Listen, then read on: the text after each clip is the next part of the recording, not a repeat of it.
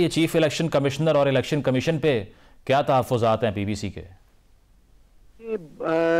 एक तो बड़ी अहम बात जो हम करना चाह रहे हैं कि बतौर सिटीजन ऑफ पाकिस्तान और एक statutory body, highest statutory body of the lawyers, हमारी कुछ जिम्मेदारियां हैं और हम चाहते हैं कि इस मुल्क में फ्री एंड फेयर इलेक्शन हो।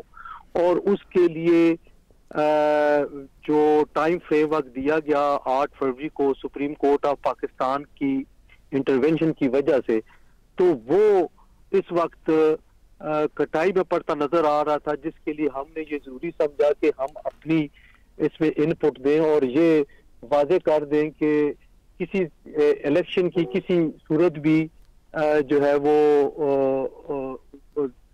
डिले वो बर्दाश्त नहीं किया जाएगा। और दूसरी बात वो ये है कि फ्री एंड फेयर इलेक्शन होना एक बात है और फ्री एंड फेयर इलेक्शन होना दूसरी बात है।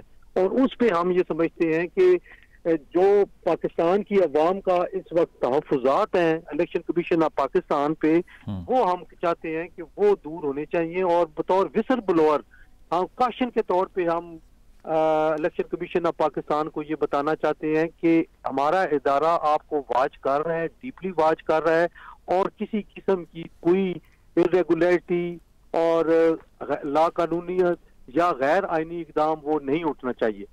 अच्छा, we will protect the constitution, we will protect the decision of the honourable Supreme Court of Pakistan. सही। लेकिन इसके अलावा जो हल्का बंदियों के हवाले से जो आपके तहफ़्फ़ुज़ात हैं, उस पर अगर इलेक्शन कमीशन भी हरकत में नहीं आता और आपके जो मुतालिबात हैं पूरे नहीं होते, फिर तहरीक चलेगी, क्या होगा उसका? नहीं, मैं अर्ज करता हूँ, हल्का बंदियों का जहां तक तल्लक है वो हमें पता है बतौर स्टूडेंट ऑफ लॉ कि हल्का बंदियां जब स्केड्यूल अनाउंस हो जाता है तो हल्का बंदियों वाला सिलसिला खत्म हो जाता है। और इसमें सुप्रीम कोर्ट ऑफ पाकिस्तान का एक वर्डिक्ट भी आ चुका है और हम उसमें इंटरफेरेंस नहीं करते।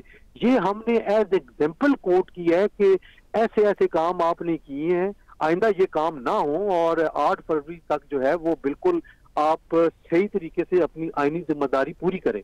वैसे आप जानिबदारी का कह रहे हैं इलेक्शन कमीशन को, वो आज चीमा को उन्होंने ओहदे से हटा दिया, तो आपको लगता नहीं है कि देखिए, ये अब मैं उसका ऑर्डर पढ़ा नहीं है, लेकिन हम बहरहाल ये चाहते हैं कि गैर जानबदाराना और जिसको नजर आने चाहिए अवाम को।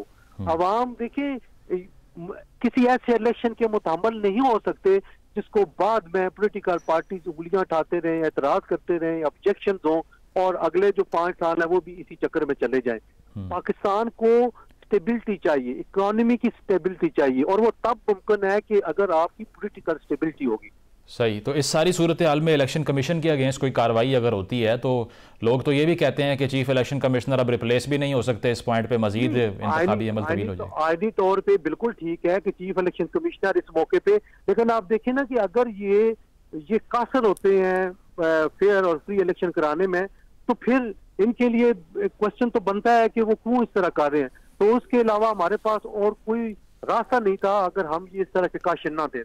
अच्छा, इसके अलावा तहरीक के हवाले से बताइए, कोई वकला तहरीक चलाने का भी आप कह रहे हैं कि मुशावरत जारी है? वो बिल्कुल हम लॉयर रिप्रेजेंटेटिव कॉन्फ्रेंस इसी महीने के आखिर में बुला रहे हैं, उसमें फिर हम मुत्तफिका तौर पे फैसला करेंगे कि हमने किधर जाना है। तो एजिटेशन अफोर्ड कर सकता है पाकिस्तान इस पॉइंट पे? देखिए, हम चाहते हैं, ये अफोर्ड कर सकते हैं कि फ्री और फेयर इलेक्शन कराने के लिए हमें जिस हद तक भी जाना पड़े तो हम जाएं। तो वो इलेक्शन कमीशन ऑफ पाकिस्तान के लिए ये एक कॉशन के तौर पे एक बात की है कि वो कम अज कम इसको मद्देनजर रखें और ये देखें कि पाकिस्तान के वकला जो हैं वो सोए हुए नहीं है, वो जागे हुए हैं और आइन का तहफ़्फ़ुज़ और कानून की पासदारी करेंगे। वकला भी खास से पोलराइज रहे हैं रिसेंट पास्ट में। ये बताइएगा कि अभी इस पॉइंट के ऊपर सब एक हैं या फिर इस पर भी डिवीजन है कोई? देखिए, सुप्रीम कोर्ट बार एसोसिएशन ने भी ऐसी स्टेटमेंट दी है आज हमारी स्टेटमेंट के बाद, तो वकला एक पेज पे हैं, कोई ऐसी बात नहीं है।